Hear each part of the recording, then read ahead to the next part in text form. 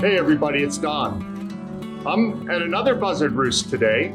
This one's in Ross County outside of Chillicothe, Ohio, where we're gonna take a hike to overlook the Paint Creek Gorge. So let's go and see what we see. So I've hiked about a quarter mile up from the main parking area here at Buzzard Roost.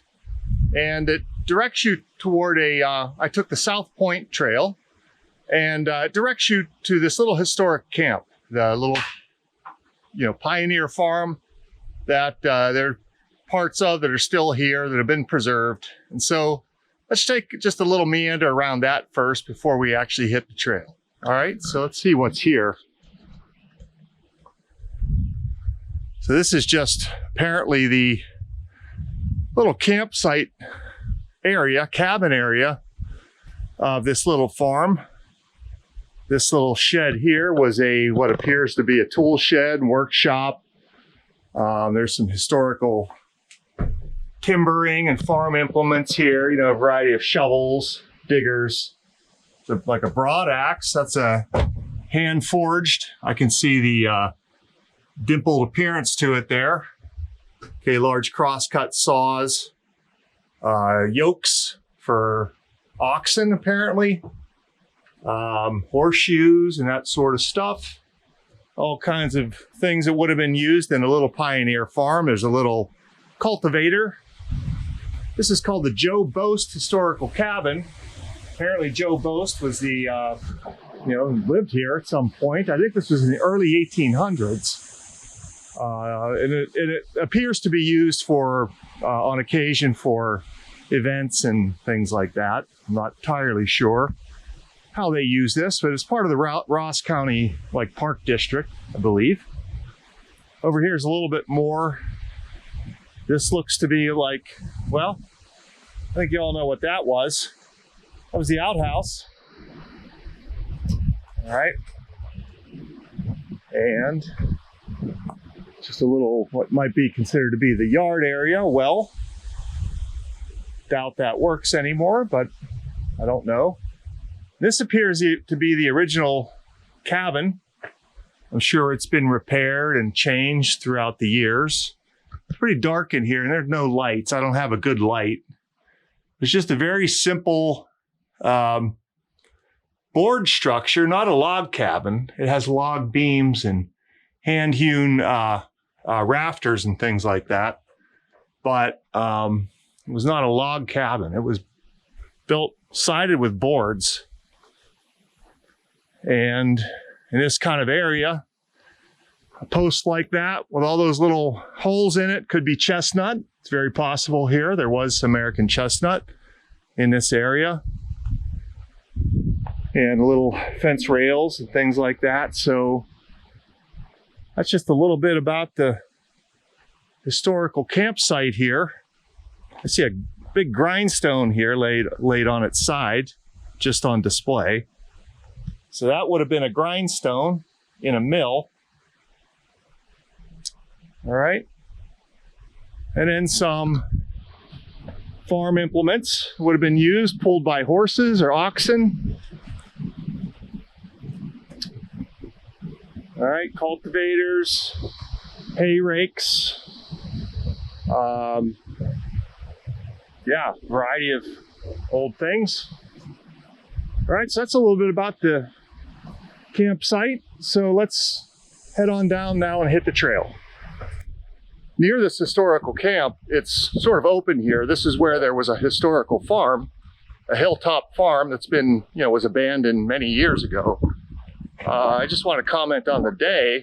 Today is May 27th, 2024, and it's just a beautiful day today. All right, we had a heat wave of temperatures in the mid and upper 80s, very humid, very summer-like, which is fine in July, but it was a little too early for it for me.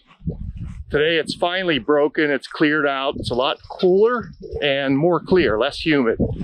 Kind of almost a fall feel to the day, kind of I believe in the mid 70s. All right, so once we get out here to the open, this would have been, historical fields, pastures, whatever they did. Obviously there were cultivators and things, so they planted and grew something here. but they do maintain some of it here as open prairie. And I see at the bottom of this prairie, there's a pond. All right.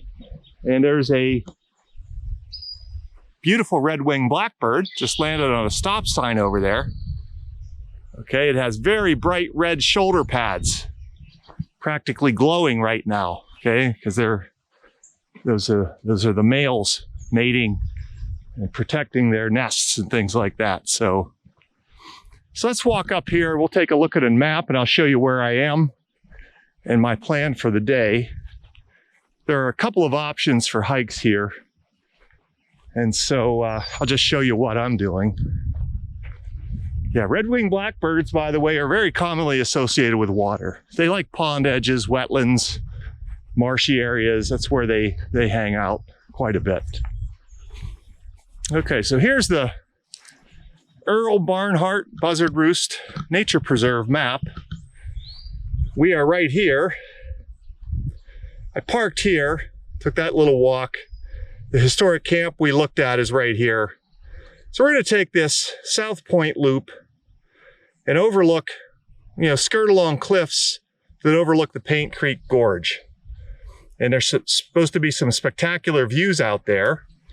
And there's a waterfall we should be able to see. It's been wet, so it should be running. And then we'll just wind our way back to the parking area. There's another loop you can take as well, the Hoggard loop. I doubt we'll get to that today, but those are some of your options. All right, this is about a 2-mile loop. This is my first time here, so I'm excited to see what we see. So let's go down the trail a little bit and I'll be back with you. As we look around the woodland here, which is an oak hickory woodland, all the standard species we see along my trips so far: red oaks, white oaks, shagbark hickories, chestnut oaks, sugar maples, and so forth. There aren't many invasive shrubs here, though. I don't see honeysuckle, which is nice to see. I don't see a lot of understory vegetation, which, as I've talked about in this series in the past, is a mark of heavy deer pressure. So it looks to me in this forest that there is a lot of deer pressure on the tree seedlings and saplings and that layer of vegetation, as well as the herbaceous vegetation that might otherwise be found here. Every now and then we see patches of seedlings and saplings, which, as I've also pointed out in the past, is often this stuff. And this is pawpaw. Okay, and pawpaw sticks around because deer won't eat it. They don't eat this stuff generally. So this is a native plant we wanted here, but one of the reasons it's here, while there aren't oak seedlings and hickory seedlings very much, is that deer just don't seem to like to eat pawpaw, which is a good thing. Okay, so I'm seeing a lot of patches of that here and there interspersed between the fairly barren understory. Okay, this is the red loop, so the trees are blazed with red marks. And I'll just keep making my way out to the area where the overlooks start. We're now approaching the cliff edge facing Paint Creek Gorge. And we are, just to basically locate us, we are now in the sandstone regions again of Ohio, right on the edge where parts of this county were glaciated and parts were not. In this preserve, there are elevations reaching about 1,100, maybe 1,200 feet. And one special note about this particular preserve is into this gorge, it drops about 600 feet from the highest point in the preserve down to the valley floor. It's about a 600-foot drop. That's about the largest drop you can get in the state of Ohio, okay, from the top of a ridge down to a valley floor. Okay, so there are, the trail basically skirts along this little cliff here. You can walk right out to it, so you have to be careful. There's really no fencing or anything like that. So, and out there we have our standard ridgetop species like chestnut oak right there in front of us. These are sandstone blocks that we're walking along. I see service berries out in front of me, red maple. There is again, chestnut oaks, red oaks. There are huckleberries. Right, this little shrub here is huckleberry. And again, it's just like a smaller version of a blueberry. And apparently there are blueberries around here because there's a blueberry trail. So I assume that there either are blueberries or people refer to these huckleberries colloquially as blueberries. I don't see any of these flowering or forming fruit at this point. They do that a little bit better when they're in more light. But so I'm not seeing that right here, but we'll watch for that and keep moving along. Well, the little overlooks so far are fairly occluded with vegetation, and it's kind of a close-in valley right where I am at the moment. But here's a spot where you can poke out and see the extent of the cliffs there. And that cliff is probably about 40, 50 feet tall right there in front of me, from top to where it really hits the more gentle slope. Big blocks of sandstone, all right, with chestnut oaks and service berries and American beeches and things lining the trail. So as you walk here, there are kind of like, there's an inner trail, that's just like the safety trail, and there's an outer trail. And obviously the outer trail, you got to be a little more careful that you don't fall. It's an easy trail, but with kids, you got to be careful. Here's a small waterfall that you'll encounter along the trail, and it's slowly chipping its way through shale and sandstone on its way up the little gully here. So if you take a look at this little feature, this would have started out there about 50 yards, 60 yards in front of where we're standing, or where I'm standing right now. And it's slowly through time recessed right up this little gully to where it stands now. Now, there's not much water coming over that thing right now. It's just dripping. But obviously when it rains, or earlier in the year, that would be flowing pretty steadily, and probably in the winter as well. So that flow and freeze-thaw cycles, I can see lots of newly chipped off material there below it. This is just a process that is continuing through time. All right. Just past that waterfall, I'm starting to encounter an edge. It's a little more exposed. The wind has really picked up out here, and so I'll head that direction in just a second. But I did find it interesting. I found a hemlock tree here up on top of this ridge.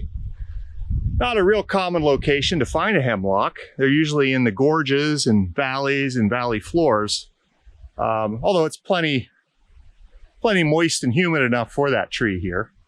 That was neat to see. So let's walk out here. It is a windy day. You'll probably hear that as I film. But here's one of the more open overlooks. I see there's a little grove of Virginia pines out here. All right, a variety of rocks. We'll see how close we can get out there. The trail winds around over here. I love sunny, cool, sunny, breezy days. Those are some of my favorite days. Of course, you kind of get those days in the fall quite a bit. See this real red clay I described, an indicator of high iron content in the soil. All right, so this is a nice view. It doesn't extend particularly far, but it's perfectly lush and green, and there's a buzzard, there's a vulture out there. Okay, when I talked about the other buzzard roost rock in Adams County, again, buzzards that's just a colloquial name for vultures. So that was a turkey vulture. And they certainly like to perch in these kinds of places. But yeah, this is a beautiful spot. Virginia pines up here with very small needles. You know, as somebody interested in bonsai, that's something that you try to achieve in bonsai, is to reduce both the size of the plant, but the size of the leaves through time. And these are undoubtedly battered by wind, continuously mechanically stressed out here. And so they're kind of toughened up. Everything's a little smaller and tougher, which is what you try to achieve in bonsai as well. So I come to these places partly just for inspiration from my bonsai habit I've developed. Okay, so this is one cool little overlook. All right, so I'll meet you at the next one. This is just a little stop to show you how windy it is out here right now. So there's a nice little bench dedicated here to on the edge of the trail. I'm overlooking, a nice wooded overlook with the forest behind me. And so just gives you a feel for how windy it is, as it has become, and gives me a minute to take a break. So that's what I'm gonna do until I continue. See you soon. Well, we've had some rain, so that brings out the fungi. So while we have a break in the wind and I can film, let me show you one that's here just a little bit off the cliff edge itself. Hey, this thing. It's just basically like a size of an orange. Happens to be orange too. That's one of our coral fungi. I think that's the one called a yellow-tipped coral fungus. And I'm seeing little patches of them all along here in this spot. So I know nothing about this fungus, or whether this is something that you would try to eat or not, but it's really interesting to look at nonetheless. Okay, coral fungus. Really nice view of a cliff face there. This is certainly not a solid rock face. It's made up of multiple layers that I can see are kind of individually cracking apart. Individual strata. Let's take a look back in this direction. Okay, so I have to be careful here. But I see what looks to be more shale-like rock near the base of this, highly erodible. Essentially what underneath me, I believe, is probably a rock shelter. But there are just multiple strata here. Different colors, different thicknesses. Yeah, I can see different erodibility, different toughnesses. Very interesting. All right, so I'll keep moving and see how close we can get to some of that. Here's a little point. There's a beautiful hemlock out there displaying gravitropism. Okay, gravity's trying to pull it over, but it stood back upright and is reaching for the sky. So this is just a little point. Again, if you come here, you must be careful because there's no safety railing here. There's a good view of the cliff face. And again, underneath me, I'm going to get off of this in just a second, is probably somewhat of a rock shelter. All right, very interesting. Lined by hemlocks right along the rim. I like that. That's really interesting. You don't often find hemlocks up on the tops of the gorge. Those are usually down in the gorge. Okay, so let's keep moving. Here's one of my reveal segments. So I've made it to South Point, and hopefully the wind will stay quiet enough that I can speak and you can hear me so you can enjoy this view. But this is South Point.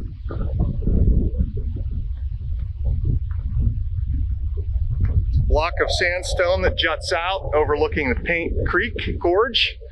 So you can see Paint Creek in the distance right there. Paint Creek is a moderate sized stream, a small river if you will. And it flows eventually into the Paint Creek Reservoir and continues south. But it's often used for fishing and boating. I know people will kayak on it. It has areas of rapids and things like that. So it's a nice, pretty close getaway for those sorts of activities. So this is a beautiful spot. We are really only 15 minutes outside of the city of Chillicothe, Ohio, but it seems quite remote once you get out here. And in the distance, I see one of our buzzards flying around, and there's another one in the sky. Vultures, that is. Just beautiful. Nice twisted Virginia pines lining the cliff edge here. Chestnut oaks. And a little bit of serenity. I do hear some people down along the creek. I think they're using it in some way. But otherwise, very peaceful. I've seen a few people on this hike today. So you can see that the trail is fairly well used. It's not a super remote park, so people do use it, which is good. It's a beautiful spot. All right, and that's South Point. I've talked about problems with ash species many times in this series, but I'm encountering something here that is interesting and a little sign of hope. I'm encountering some larger, mature white ash trees, along with blue ashes, which are not surprising, that have survived the onslaught of emerald ash borer somehow. And so let's take a look at these. So here's a pretty sizable tree, all right, that is alive. And we can't see the canopy so much from right here, but I saw a couple leaves on a little branch that was tucked inside a crack in this tree. This is a white ash. It's a seed-bearing tree. Okay, there are seeds dropped all over the place here right now. And that is rare. That's rare in this state these days. And so there's a number of live ash trees. Again, there's a mixture of blue ashes in here, which are survivors that I'm not surprised to see.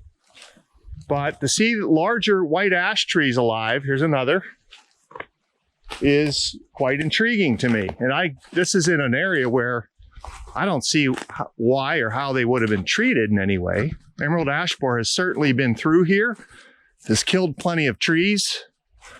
But here's another white ash in front of us, still alive. Okay, there's a good healthy canopy up there. Can't quite see it real well. And you know, here's a downed ash tree. And there's ants in it. Trying to see if it was attacked at some point. This could have been, looks like there's galleries in there. This is kind of far gone, so I can't really tell. Yeah, there certainly were emerald ash borer galleries in that tree. It probably killed it. But there is a handful of survivors here, so that's really interesting to see. Let's just keep the camera running a little bit as we walk to see if we encounter many more.